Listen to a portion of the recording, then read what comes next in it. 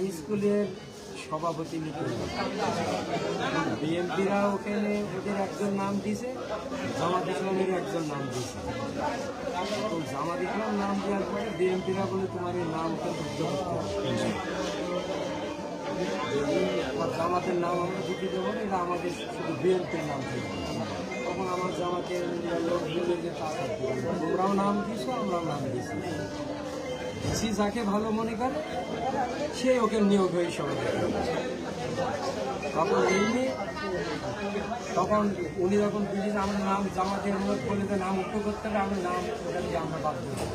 তখন তার বাড়িতে এইভাবে হামলাটা করছে কারণ ওই জামাত ইসলামের ইউনিয়ন আমি নাসির নিজামুদ্দিনের বাড়ি হামলাটা করছে কোন দল? বিএমপি বিএনপির নাম কি? ওনার নাম কি? নাসির। উনি কি স্কুল কমিটিতে ফর্ম তুলেছিল? ওনারা দিয়েছে আর জামাত থেকে কে তুলছিল? ওই নাসির নিজামুদ্দিনের বাড়ি। জামাত থেকে তুলছিল কে?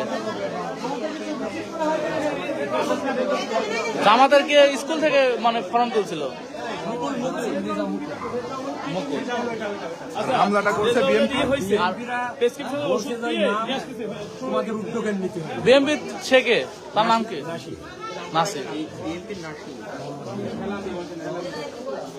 জামাত নাম যখন বলি যে আমরা উদ্যোগ হইব না, তখন তার বাড়িতে তারা এইভাবে হুমকি দেয়, নাম উদ্যোগ করতে হবে।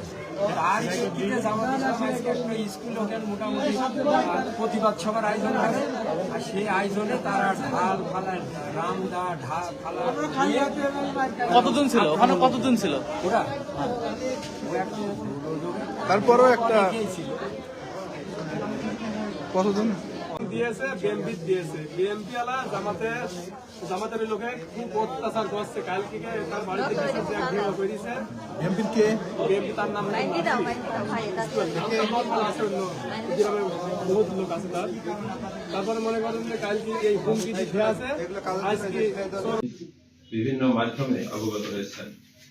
গতকাল 12/1/2025 তারিখ গোড়াপাড়া গ্রামের জামাতের বেশ কিছু সংখ্যক কর্মী সমর্থক শ্রদ্ধাবরণে বিএনপি শ্রদ্ধাবরণে জাসদ গণবাহিনীর সদস্যরা, যার মধ্যে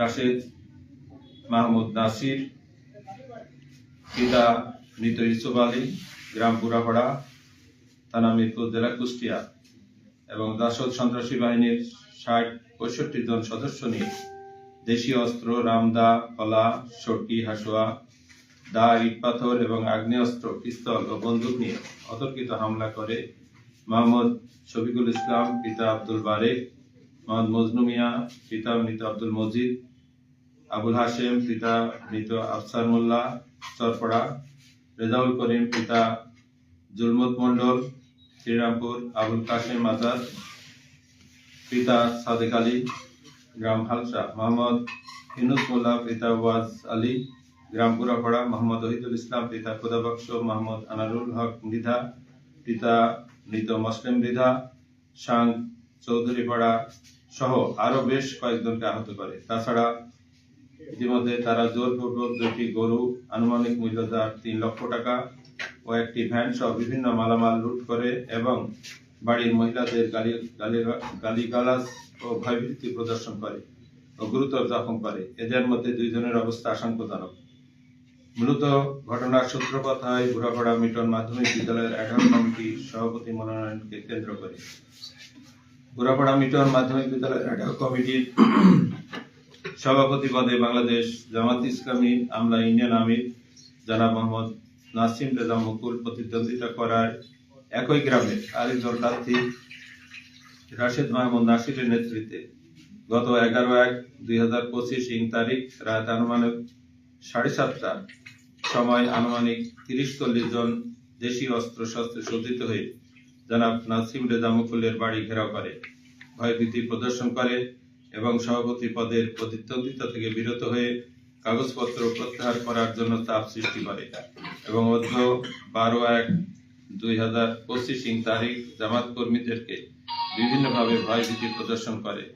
বিষয়টি পুলিশ প্রশাসনকে অবহিত করলে বলতে এখানে আমরা গতকালকে বুঝাইছি জামাত কর্মীদেরকে বিভিন্নভাবে ভয়ভীতি প্রদর্শন করে বিষয়টি পুলিশ প্রশাসনকে অবহিত করলে মিরপুর থানা ভারপ্রাপ্ত কর্মকর্তা মহোদয়ের উদ্যোগে সাবেক মিরপুর উপজেলা চেয়ারম্যান অর্থাৎ আমি আব্দুল গফুর ও সাবেক সদরপুর ইউনিয়ন চেয়ারম্যান জনাব আব্দুল হক সাহেবের উপস্থিতিতে বিষয়টি মীমাংসা করার জন্য অনুরোধ করেন। তার প্রেক্ষিতে 12/1/2025 তারিখ বেলা 3:30 ঘটিকার সময় বুড়াপাড়া মিটন মাধ্যমিক বিদ্যালয় প্রাঙ্গণে বসার সিদ্ধান্ত মোতাবেক উক্ত স্থলে উপস্থিত হওয়ার সাথে সাথে পূর্ব পরিকল্পিতভাবে দেশীয় অস্ত্র রামদা, ফলা, সরকি, হাসুয়া, দা, ইট পাথর এবং আগ্নেয়াস্ত্র, পিস্তল, বন্দুক নিয়ে বেআইনি জনতাবদ্ধ হইয়া 1 নম্বর আসামি রাশেদ মাহমুদ নাসির এবং 2 নম্বর আসামি রেজাউল হক তুফানের নেতৃত্বে এজাহারে উল্লিখিত বাকি আসামিগণ অজ্ঞাত আরো অনেকে আমাদের কর্মী সমর্থকদের উপর অতর্কিত হামলা করে। এই ব্যাপারে মিরপুর থানায় একটি